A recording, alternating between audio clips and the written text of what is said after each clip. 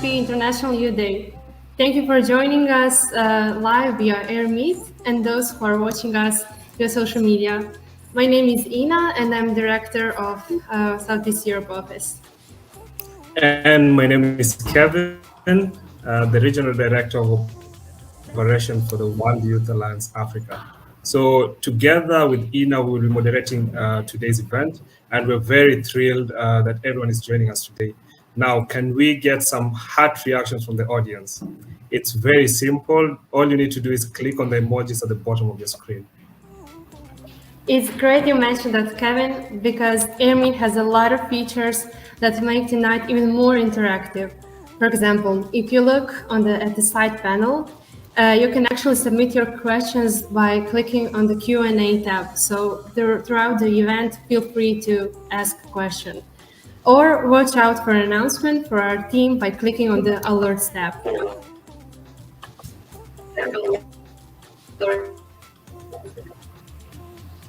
Thanks, Ina. Let me give you a clap react for that. There we go. So I'm sure everybody is already excited about what we have in store tonight. Now, mental health has been a constant conversation, most especially during the pandemic. Interestingly, in one of the chapters of the World Youth Alliance Certified Training Program, we talk about the importance of rest and leisure in respecting our dignity. Yes. So in the celebration of International Youth Day, we'd like to treat our members to this special talk on why mental health matters by an expert in the field. But Kevin, would you like to introduce her? Definitely, Ina. It should be my pleasure. So today we are learning from Ms. Gisa Paredes, the founder of Healing Minds Philippines and My Soul Briefcase. As the Chief Operating Officer at Well at Sea, she's a lead designer and licensed psychologist who developed evidence-based techniques to increase mental resilience, enhance physical health states, and improve camaraderie and socialization on board. So everyone, let's give a warm World Youth Alliance welcome to Gisa Paredes. Yay! Hi, guys. Thanks, Kevin. Thanks, Ina. Yeah, hi, everyone. I'm Gisa, and as introduced, I'm a registered psychologist in the Philippines, and my focus is really to make health accessible globally. And I do this in different ways. So let me start sharing my slides. Just a second.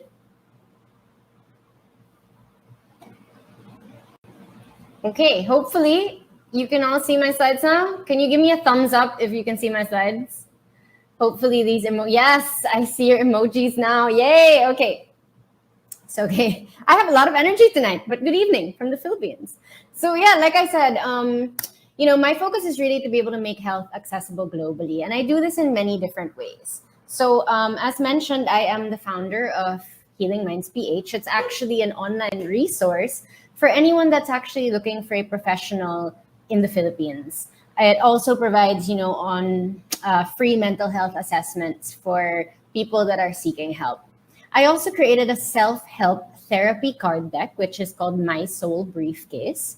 And this actually allowed me to make healing and reflection accessible to so many more people who, wanted to learn skills in sorting out their brief cases, or what I call challenges or situations. And I would say that these cards are really a tool to help excavate what we are experiencing and help us move forward in mindful ways. But I'll talk more about that later.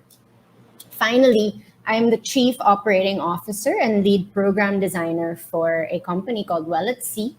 And our company is really here to be able to help make better mental and physical health accessible to seafarers globally. So in the slide, you see a picture of me. That's actually me in Nigeria, where I went to, have a talk with some 50 officers or senior officers in Lagos, Nigeria in 2019. So this program that I developed has actually reached more or less 10,000 seafarers today, 16 different nationalities on more than 350 ships across 7 different fleets. Okay. And since this is a majority of my work, I'd like to begin here. Okay. So I don't know if any of you know this, But in 2020, the International Transport Federation declared almost 500,000 seafarers stranded at sea during the pandemic. This meant that seafarers were stuck on ships, unable to go ashore or, to even touch land or to go home to their families. So some of them started exceeding their contracts by almost a full year, with zero access to medical facilities and professionals if anything came up for them on board. Okay. In 2019, before the world went into lockdown, statistics from the maritime were also telling us that suicides were the least reported in the industry. But what we also knew back then was the rise in the presence of a psychiatric disorder on board ships. Looking at the slide, it shows you 2011, 2016. What more now during this pandemic? We see statistics telling us that mental illness has risen by more than 50%. Okay. And the most crucial statistic that we're seeing in this slide is that leaders have always been most at risk. And that's why we're discussing things today as leaders, gathering here, to talk about why mental health matters and why leaders need to be able to take care of themselves, why you need to take care of yourselves. Okay. In 2020, the maritime industry saw a stark amount of suicides on board ships, with leaders unable to cope with the demands and uncertainty of the pandemic. Okay. So, depression has become the most significant health problem the world is facing today. I think we know this, that with the pandemic, there is no doubt that anxiety and depression have been on the rise. And while we battle a viral pandemic, mental illness remains a global epidemic alongside it. And I'm sure many of us have asked, how much longer are we going to live this way? And what more can we do about it? Are we simply reacting to the changes? And how can we be better equipped to be able to respond with sustainable action? Where mental health is concerned, it always helps to start with a better understanding of how this can occur in order for us to help develop our teams to survive these very difficult times. And I think that there's a lot of pressure on leaders these days to figure everything out. How many of you, give me a clap emoji if you feel me, right? But, before we can help other people, before we can help the groups that we're in, the teams that we're in, we're going to have to do a deep dive within ourselves. Okay. Now, many of you may know by definition what depression should feel like, look like. Maybe perhaps some of you have experienced it, or someone very close to you who may be experiencing depression or anxiety. Okay. But how does depression and anxiety occur in seemingly healthy persons? Now, mental pathology can actually be triggered, or is often triggered, by chronic high stress in human beings. So it doesn't matter what work you're in. I showed you the seafarers, but we all serve in different ways, okay? And it doesn't matter what age you are either. So each of us has a cognitive disposition. So in this image, you can see my cocktail, right? Or like the genetic predisposition. And we also have a set of behavioral aspects that we come with. And these things may or may not react very well to a given environment or situation. So if you can imagine a person with the disposition and strength of one layer of tissue versus someone who has the disposition and strength of 3 layers of tissue, if you pile rocks on both of them, the one with 1 layer may likely break faster than that with 3 layers. Okay. So this is what we call the Diathesis stress model, or a stress cocktail for whoever has the best tolerance. And depending on the cognitive disposition of an individual and the circumstances that they find themselves in, stress can lead to a mental disorder like depression and or anxiety. Okay. Now, when it comes to the seafarers, factors that contribute to poor mental health for them were, things that are written on the screen, like distance from friends and family, isolation, poor group cohesion, or just poor teams in general, because perhaps there are various nationalities on board. So there's bullying experience, work schedules, fatigue, and lack of shore leave. And I'm sure some of us can totally relate right now to the feelings of distance and isolation. And for those of us on land, our common sources of stress involve the isolation and distance that we feel from the people that we love. Our friends, our many friends, our colleagues, our family members. On top of that, the pandemic's unpredictability and new work arrangements are also quite stressful, right? I saw, some of your questions as you registered for this event. I read the questions that were coming in on, leading youth or supporting groups in your respective countries. And I can imagine how the pandemic has affected the various groups that you are also working with. Okay, so what is mental health? By now, some of you must be quite familiar with the definition of the WHO. Okay, and if you aren't, then let's review. Well, the WHO defines mental health as a state of well-being in which the individual realizes his or her own abilities, can cope with the normal stresses of life, meaning right now, times are not normal. So it's absolutely normal for us to be reacting in certain ways, right? For us to be, what was that term that came out in the New York Times? Languishing in these very unnatural times, okay? Again, mental health is when a person can work productively and fruitfully and is able to make a contribution to his or her own community. So this means that mental health is basically present in our biology, in our physical abilities, okay, to do things, to move our bodies.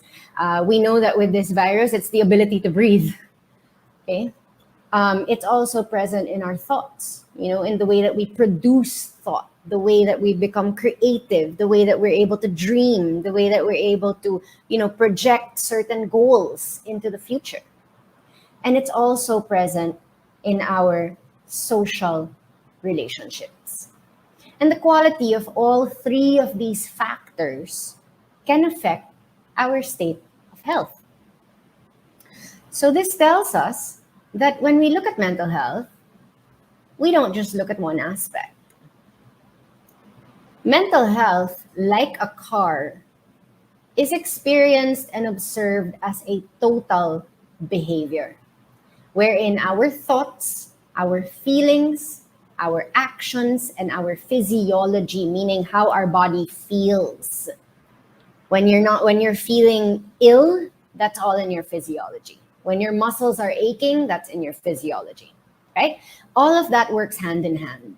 So if mental health is present in the biopsychosocial aspects of a person, how can we put protective factors in place to help ourselves, especially against today's main stressors? Okay? And how can we then help other people? So if we can identify that in ourselves, if we can take a look at our cars and we can take a look at our front wheels and our back wheels, how can we take a look at the cars of other people? Right? How can we observe if their front wheels or their back wheels seem to need help? Okay. And how can we also ensure their safety? So if mental health is present in our total behavior, this means that there is need for physical rest for the body, that we need to be able to learn how to parse, meaning how to take apart our thoughts as they arise and how those thoughts relate to emotions. How does the thought make us feel? Okay, so how can we understand our emotions in that aspect? And how can all of this, or how does all of this rather, affect our actions? Okay.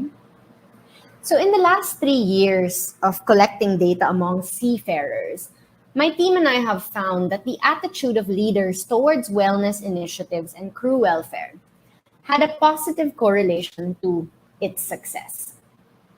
And our findings are framed by the upward spiral theory of behavior change. I know, big words, but never mind that. It basically tells us that when the environment for change is made possible, it actually builds personal accountability and improves group bonding. And this can lead to lasting, sustainable changes in the individual. Okay, but it all begins with the leader, because the leader can cause a ripple effect throughout his own system. So if a captain of a ship does not believe in the well-being of his team, he can affect their well-being over the duration that the captain is on the ship and his team is with him. So how can you stand in your power as a leader? When we are consumed by our emotions, we need to take time to explore what it is we are feeling. Okay? And as leaders, when we feel something, now you might say, oh, Gisa, I know how I feel. I feel this right now. I feel sad, I feel frustrated, I feel angry. Oh, I feel happy, I feel elated, I feel great. But when I say explore what you're feeling, what I mean is we need to be able to think like scientists. We need to get curious. We need to go deeper into that feeling. The same way that I showed you the car. Because again, total behavior is made up of many areas, and it's not just the emotions, right? So we need to be able to parse. We need to take apart each and every element in order to stand in our power. So right now, I would like you to think about a challenge that you are facing as we go through a short activity together. Okay? So unfortunately, I cannot see you guys, but I know you can see me. So please take a pen and paper if you have access to it right now. Can you grab a notebook? Can you grab a pencil? It would really help you to have something you can write on, or maybe you can move this window and you can open a Word file, okay, for as long as you can see my slides. Okay, or you can take your cell phone, open a note, and complete the exercise on your notepad on your mobile. Okay. So if you have your writing tools with you, I'd like you to give me a thumbs up, heart, explosion, confetti, everything. And tell me that you have your writing tools with you right now. Okay, great. All right. So what's going to happen? Again, I'd like you to think about a challenge that you are facing right now. I'd like you to identify your biggest source of stress right now. And I want you to also be very specific, okay? If it's as broad as pandemic, please be more specific. What about it? How? And, so forth. Try and narrow down what your biggest source of stress is right now, okay? And in the next few slides, I will be presenting cards from the card deck that I created. And I'd like you to answer the sentence stems as you see them on the screen. Okay? So all you need to do is be honest with yourself. Nobody will read what you've written. So please dig deep. Write as much as you can. If you feel like one word comes up, elaborate on that word further. Okay? If you feel like you've hit a wall, challenge yourself to go a little deeper. And I will give us about 5 minutes per slide. Okay? All right, so let's start. Thinking about your challenge or your biggest stressor right now, I would like you to complete all of the sentence stems from top to bottom in order. So you will start with saying, all of this started when, meaning all of this challenge that I'm facing, all of the stress that I'm facing, it started ... When it happened, I thought, it made me want to, the emotions manifested in my body through. And as I reflect on this now, I am thinking. Okay, so go ahead and start writing. Again, if you write one word, please elaborate further. Okay. I'll give us 5 minutes to complete the card. Take your time, and I will mute myself while you begin to reflect.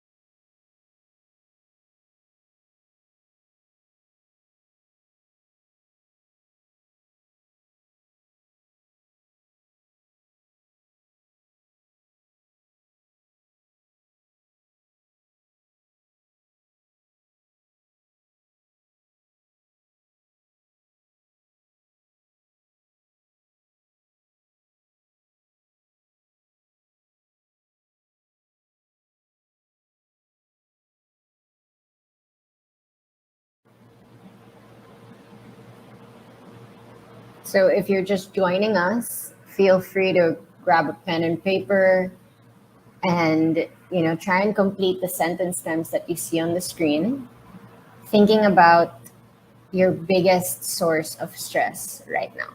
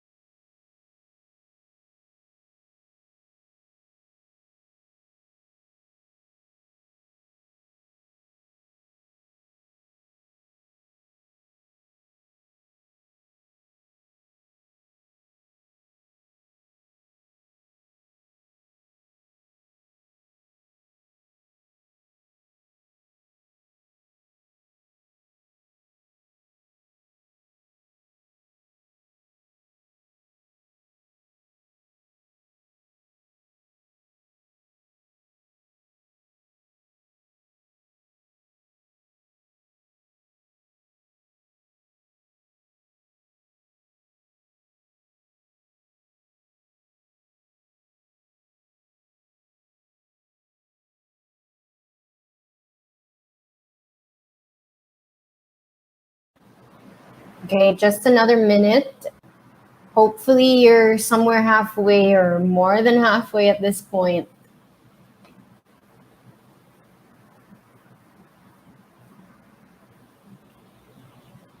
If you like, you can also take a picture of this slide and continue on with your reflections.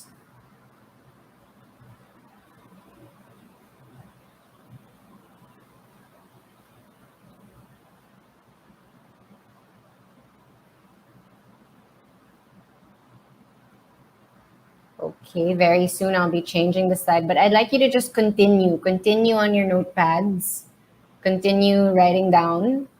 As we move into the yellow cards, I'd like us to further explore Okay. On this card, it says, if a miracle happened in my life today, I would be sticking to the same, same story, same stressor, same challenge. Let's stay in that story. If a miracle happened in your life today, what would you be? You could have perhaps ... You would be surrounded by whom, what, where. It would sound like you would be able to listen to what exactly. So just complete the sentence stems. And again, try to go beyond one word. Elaborate on your answers.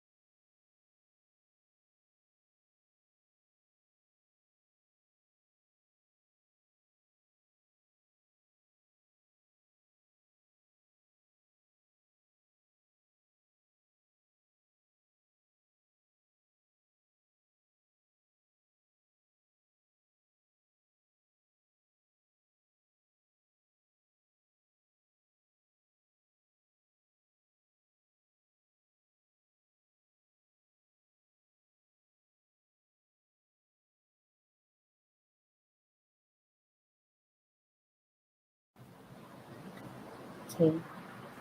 If you're still reflecting on this, or if you're done, you can take your time. If you're done, I'm going to go into the next slide. Okay. Or I'll flash the next slide. For those who are still here, no worries.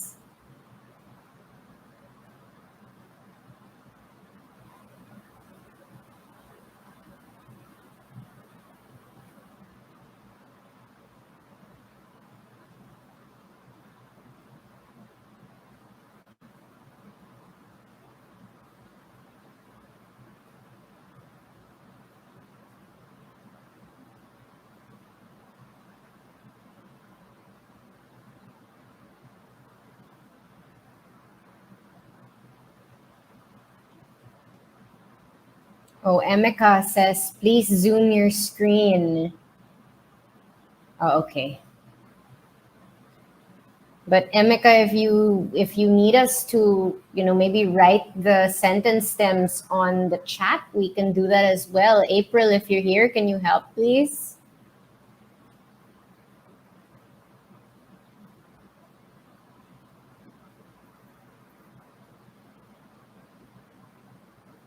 Okay. So again, I'm going to flash the yellow card if you missed it, if you want to continue. And in another minute, I'll go back to the red one.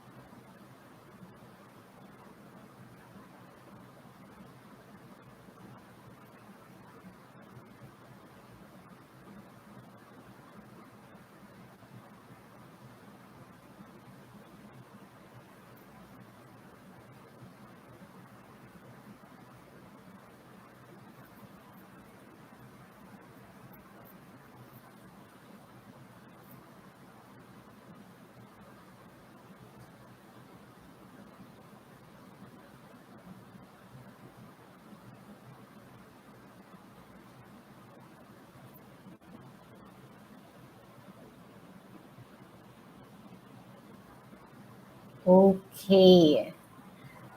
So about 10 minutes has passed.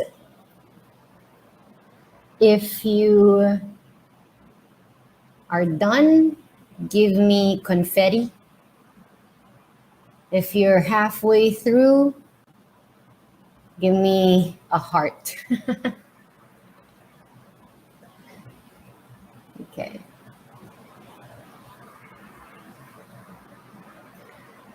All right, great. So for those that are done, some points of reflection.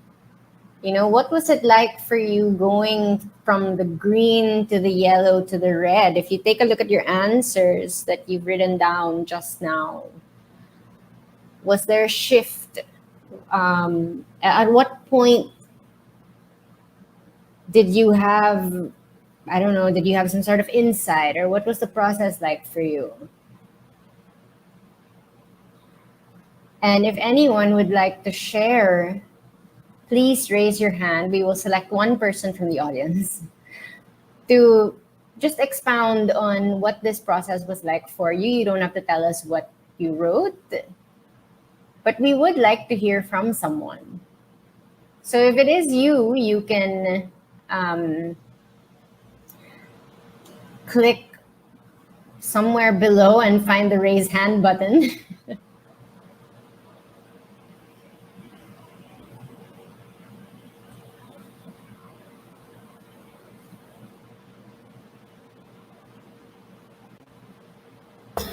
You can also write your answers in the chat, just to help Gisat and to know how you liked it.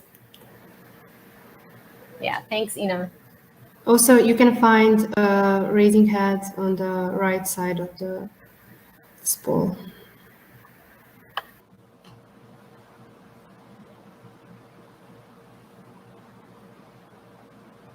Yeah, so I'd love to hear from anyone, really, because this will give us a chance to, to be able to kind of take this conversation further. You know how these things are. Sometimes that's just me on the other side of the screen. Oh, there, I see raised hand. I see one person raising his hand. Well, let's go ahead and talk about it. Demi, can you help us, please?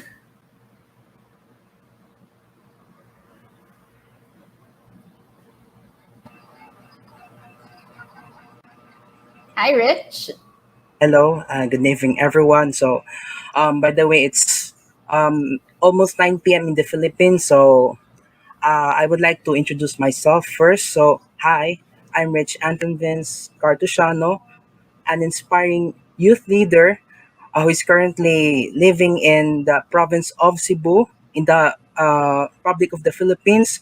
So, I would like to share my answers on the activity. So, Yeah. all Or of maybe, these, Rich, you can, yes, Miss. please elaborate to guide you. Just please elaborate to all, what was the process like for you, and how did you find going from the green to the yellow to the red? Okay, So yeah, to go ahead. summarize, okay, to summarize everything, my life at first was in shackles, and it was too difficult for me to cope up with the situation. And as I meet my friends who are accepting and understanding, I learned that I must do the change in me too, as they change themselves for me. And as we progress in our lives, uh, we'll be able to face up these challenges with a positive mindset and um, having our um, having our smiles in our faces. So yeah, that's all. Thank you. Just to summarize everything. Okay, yeah. So what you're saying is that, from the start, you were able to identify the stress that you're really going through, and in the end, it was more of like taking action steps, and what you see as like the outcome from this activity. Am I correct, Rich? Ah, yes, miss. Okay. Yes. Yeah, thank you so much. Yeah, thank you again so much, Rich, for being that brave soul to like come on here and step up. Thanks so much, Rich. Okay, let's give Rich a round of applause, please, or like our clapping emojis. Okay. Okay. We see one more. I'll take one more. I see Umaru.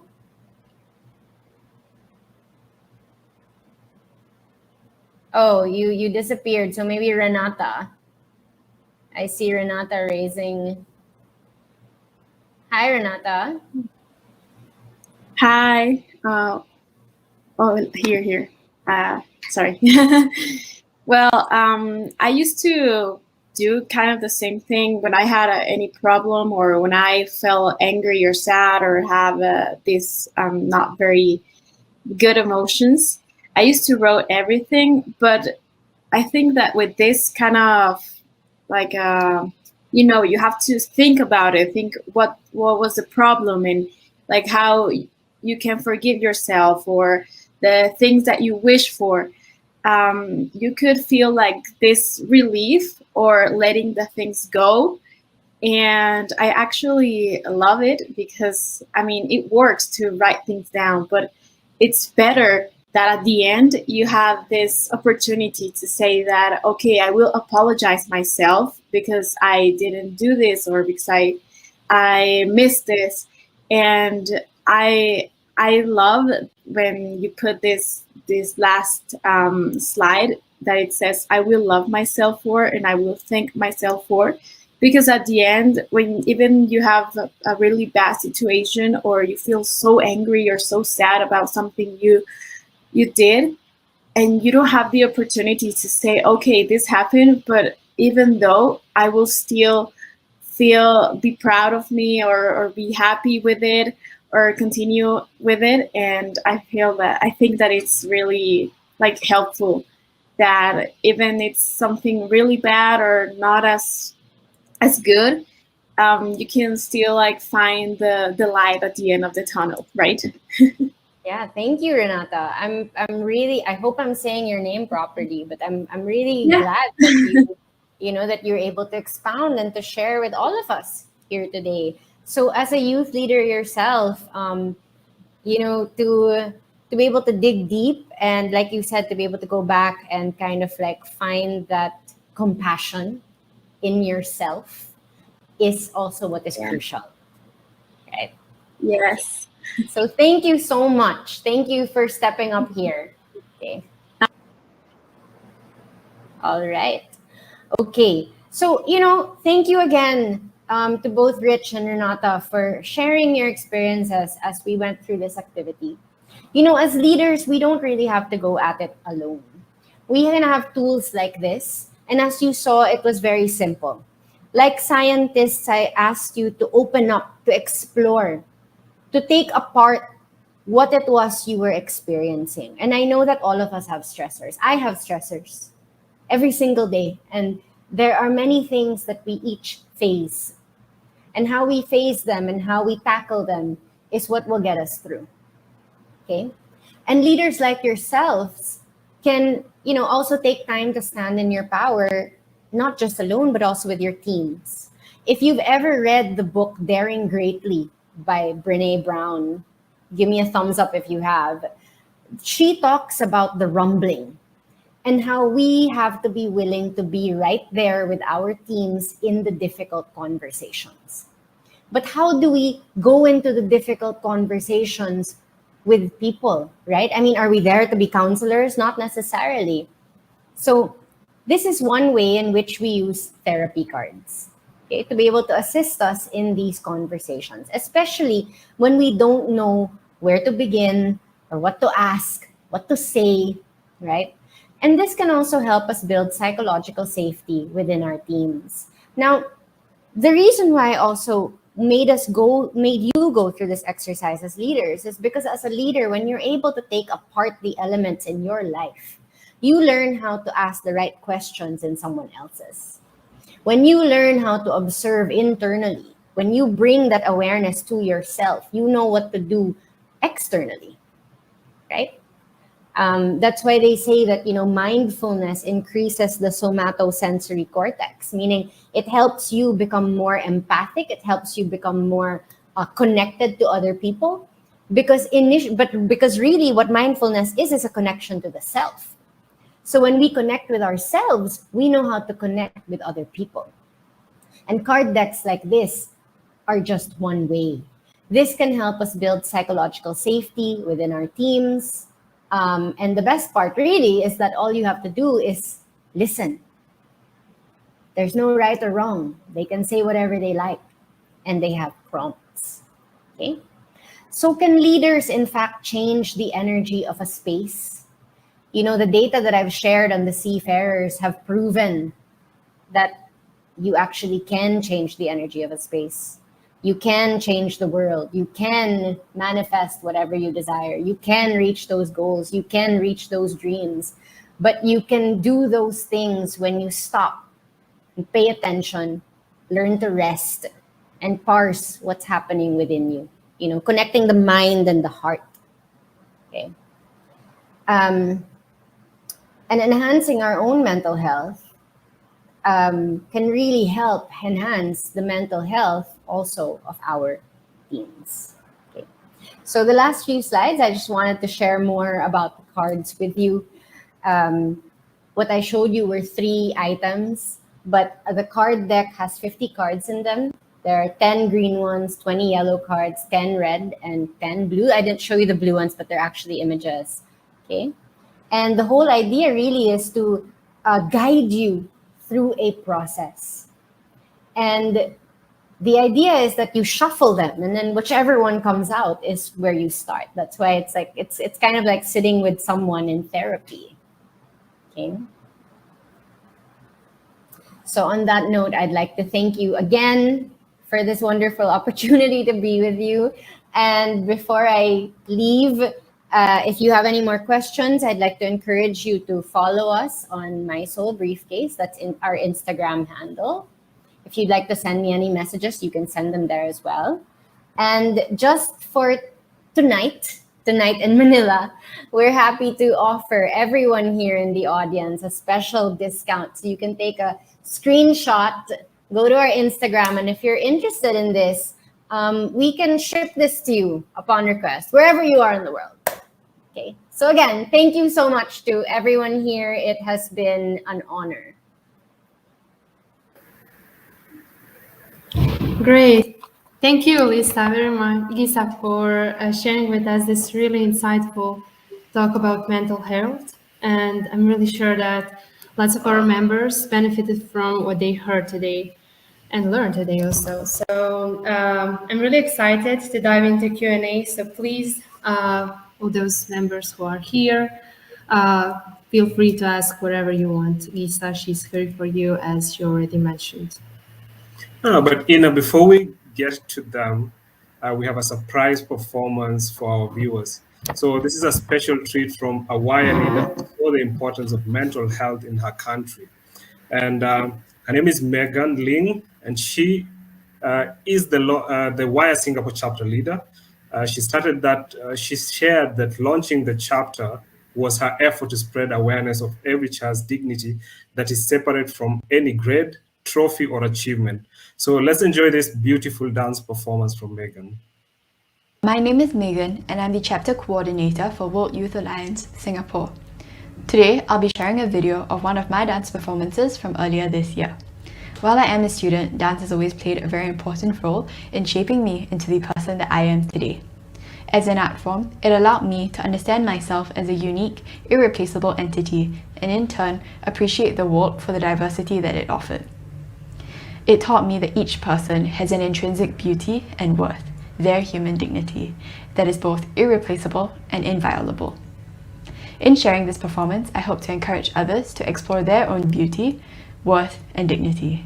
Stay safe and enjoy.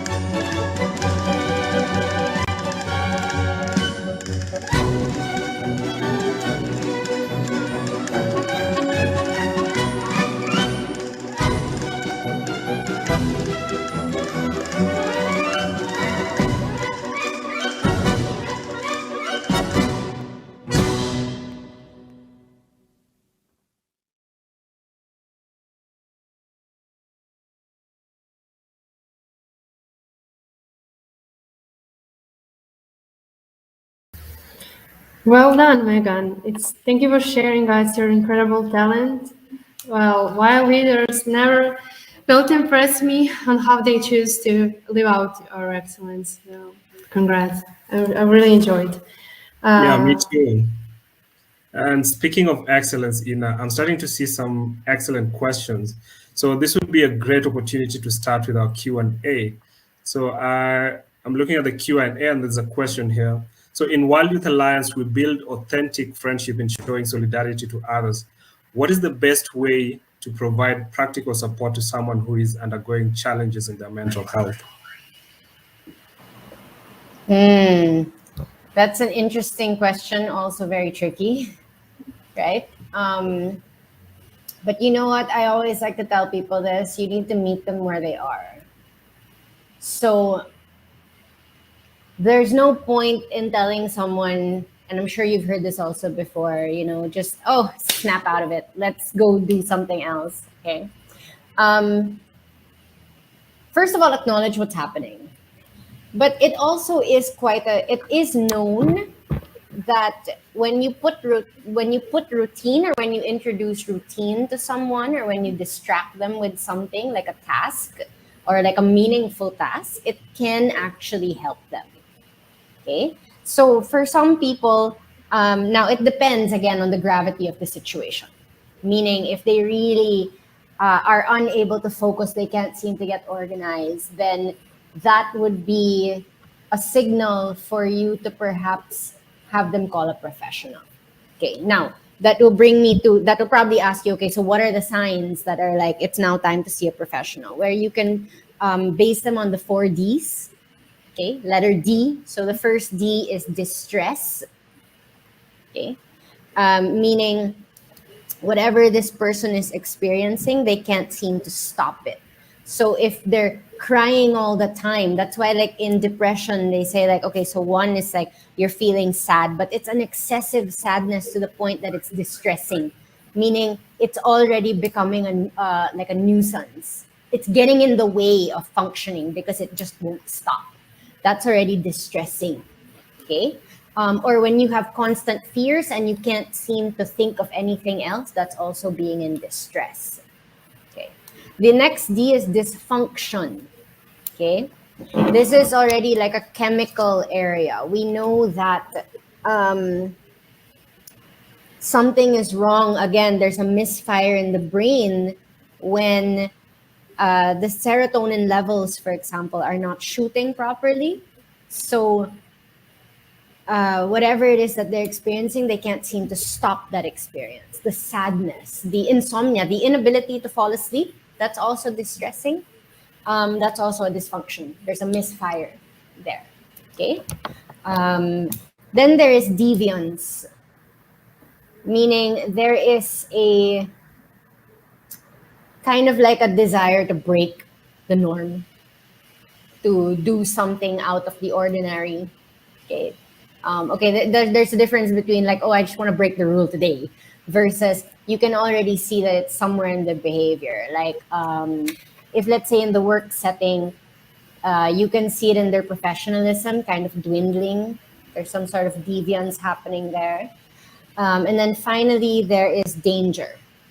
The last D is danger. So danger to the self or danger to others. Now, danger to the self doesn't necessarily have to mean suicidal thoughts. That is an obvious danger to the self, or a self-harm.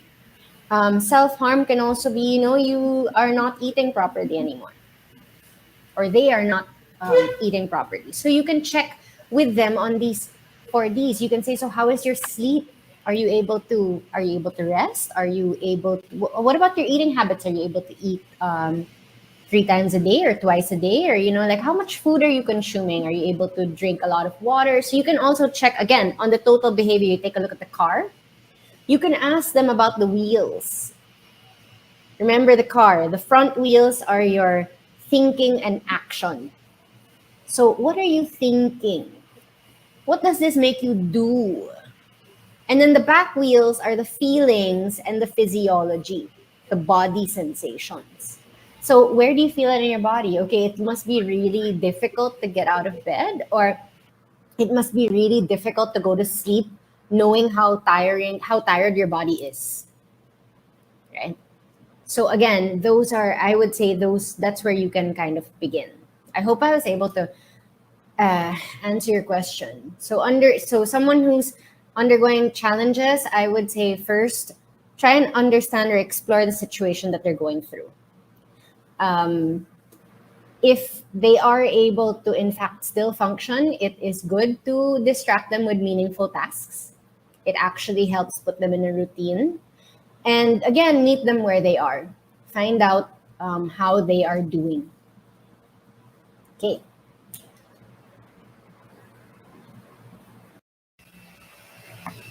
Great. Thank you, Gisa, for that. Another question. So, how can we respectfully engage in a conversation with someone who does not believe in the concept of mental health?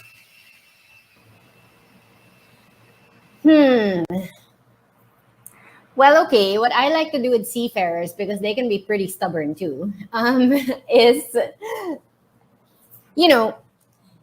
if you had an injury, if you had a foot injury, you would know exactly where that pain was in the foot. If you had a stomach ache, you would know that because your stomach was aching. But where does mental health show up? Right? Where does it show up? Where is mental health located? Okay. So again, if you go back to the 4 wheels, you can have that conversation with them by talking about the 4 wheels. Maybe it doesn't have to be mental, you don't have to go straight to mental health. You can say, oh, it's beginning to worry me that your actions, or, hey, I can see it in your work that things are a little bit scattered. That's outward, external behavior, right? That's action. You can also point out the habits, or the physiology, observance of the physiology. What do they look like? Is there something about their appearance that is worrying you? You can point that out as well. Hey, I can tell you kind of look like you're not getting enough rest. Are you okay? Do you want to talk about it? Why aren't you able to get rest? And then you can kind of open up from there. That's how I would probably do it. Take a look at the car and try to point out one of the wheels, not all 4. You can point out one of the wheels that you are observing, and you can take it from there. We don't have to shove mental health down their throats, but we can make them aware. We can reflect back to them what we are seeing. We can observe it with compassion, and we can tell them that we are observing it because we care, and move from there. Great. Thank you. Thank you very much, Gisa, for answering the question. So we have another question from Erinsten Bumba. He asked this. So my question is that as a leader, there are very many concerns, stress, and fears. How best should one overcome them without ignoring what's happening, while at the same time minimizing the mental health impact? Okay, you're saying that there are a lot of fears that leaders have, right? And how do you face those fears? Is that the gist of it? I think there is. You can also see the question in the chat. He has this question in the chat. Okay, it's the last one. I see it. Yeah, the last one. The question 3 is minutes that, ago sent. what I always like to say, you know how Carl Jung, I don't know if you're familiar with Carl Jung, but he's psychoanalytical approach, right? And Carl Jung talks about the, archetypes, right? And one of the archetypes, so there's the masculine, the feminine, the wise man, and there's the shadow. And the shadow is where our fears belong. The shadow are the things that we don't really want to talk about. We don't want to have to look at. We don't want to have to address. Because you're saying, how best can we overcome them without ignoring what is happening? Now, the thing is, the shadow is the thing that we want to ignore.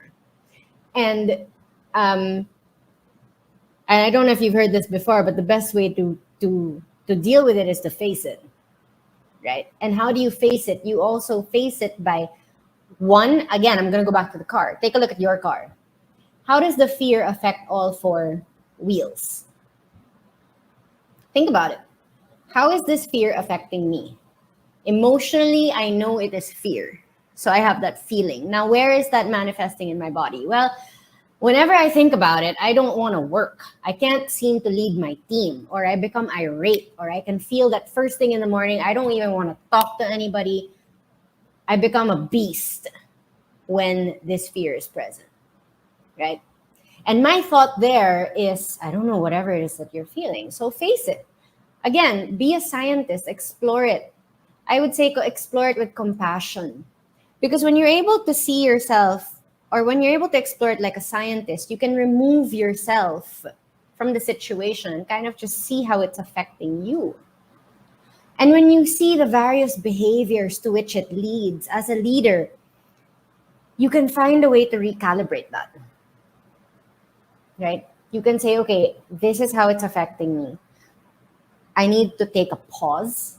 I need to take a step back. I need to re-examine what I want out of this, right? That doesn't minimize it. It goes straight to it. It takes a look at the presenting problem, right?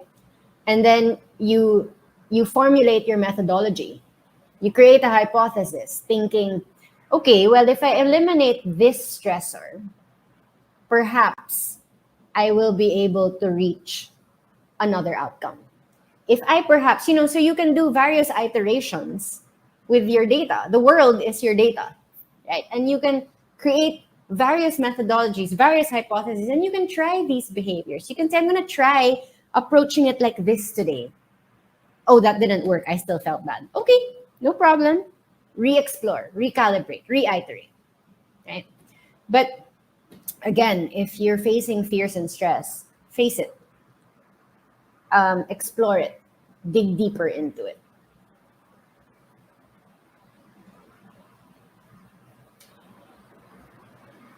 And maybe I would add, if you haven't already read Brene Brown's Daring Greatly and Dare to Lead, I would highly encourage that you explore the book.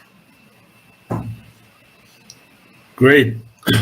Thank you. So we have another question here. So what is your advice for those experiencing hopelessness during prolonged periods of isolation, especially now that we're in another lockdown?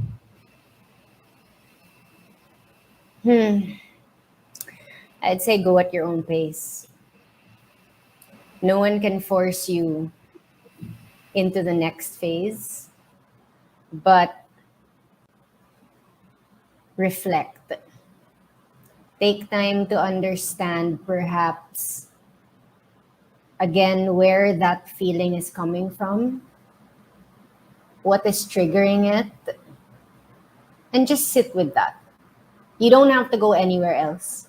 You can be where you are right now as you are. That's all that matters. And when you realize that you can be where you are as you are, where you are right now, you realize that you are enough. That's all you ever needed. That is all you ever needed.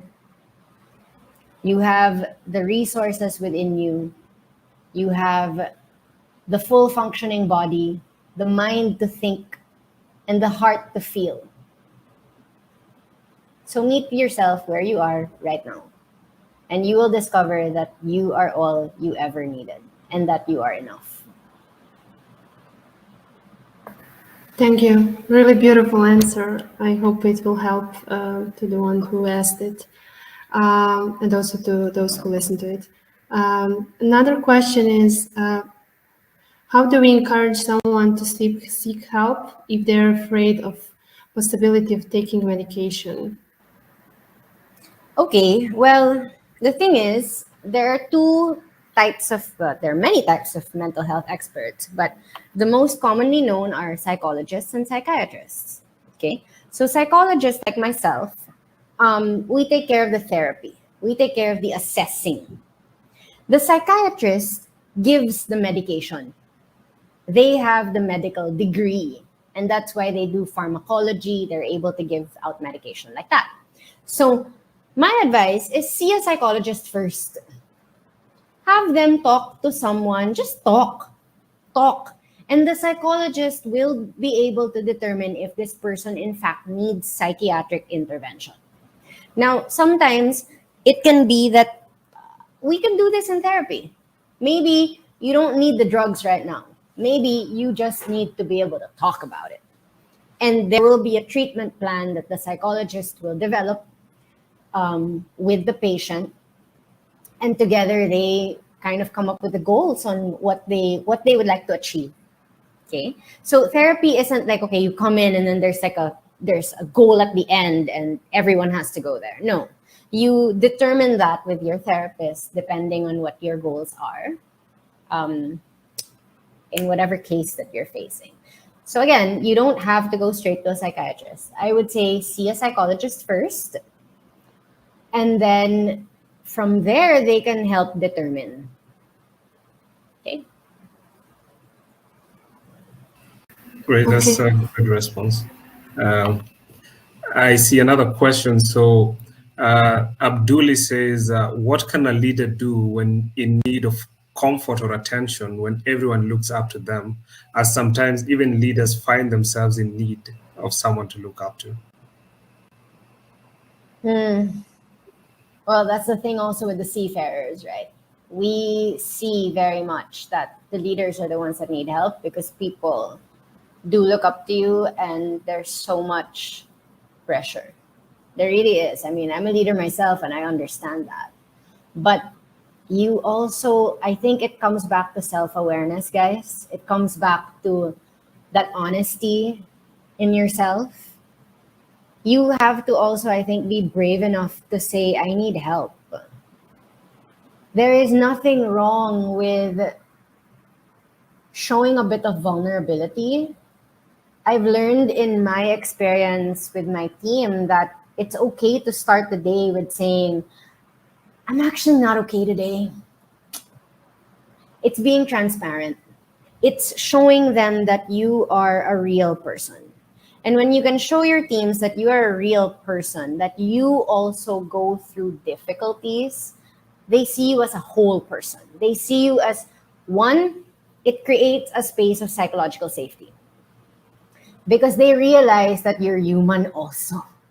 You're not asking them for help. You're just stating, I'm not okay.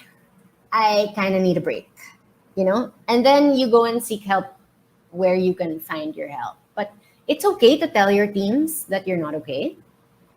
And in that way, they'll actually feel more encouraged to come to you when they're not okay. That way, you're not guessing. You're not, oh, I wonder what's going on with so-and-so, like, oh, I haven't talked to them in a while because all we do is very technical meetings. Take time to also be vulnerable, to be real with your people, and they will be real with you. They will be so absolutely real that maybe that's the kind of support that your team needs. Great. Thank you. Thank you so much for answering the question. There's another one. Sorry for the background noise. So the question is, why do we have a tendency, the tendency to deny how do we really feel, particularly during a stressful situation, and how do we come to terms with it? You can see it here. Why do we have a tendency to deny? If we go back to what I said earlier, the shadow. Yeah, you were talking about it. Yeah, I just wanted to say it's quite a similar question. Yeah, it is quite similar. There's also the concept that, very Freudian, that we call repression. When we try to bury things deep, Carl Jung also says, when we don't face something, it'll show up as something else in our lives. Fine, don't talk about it, but it'll manifest in your body, right? You go back to the physiology. In men, we know that the number one cause of death is cardiovascular disease because they don't talk about their problems. We also know that, suicides in men are higher by, much higher compared to women. There aren't enough recorded, self-reported, data on men when it comes to depression. because they don't step up. It's only until the end when something drastic has happened, right? So again, we can only repress it for so long, but like a pressure cooker, the steam is gonna come out in other ways, right? So again, explore your car, find out what's going on there. And you know what? If you have a really good friend in your life, I would say invite them to challenge you. Invite them to, allow them to have those conversations with you. And if you feel that someone is going through that, I think you would know best how to approach them. Of course, be gentle, be compassionate, and find ways to, again, observe their car. I hope I'm making sense. Yes, very much. Thank you so much, Gisa. So for all the men who are here joining this session, I think you need to step up, talk about these issues. Don't hold them in and die with them. Yeah? So it's truly been an honor to hear about your advocacy and learn how we can further support each other during these strange times. And we wish you the best in your endeavors, Gisa. Thank you. We also thank our guests who attended our event today, those who joined us here on AirMeet, and those who are watching us via broadcast on our social medias. Thank you very much for spending your time with us today, and we hope that you learned a lot from this opportunity from Gisa and for asking your questions.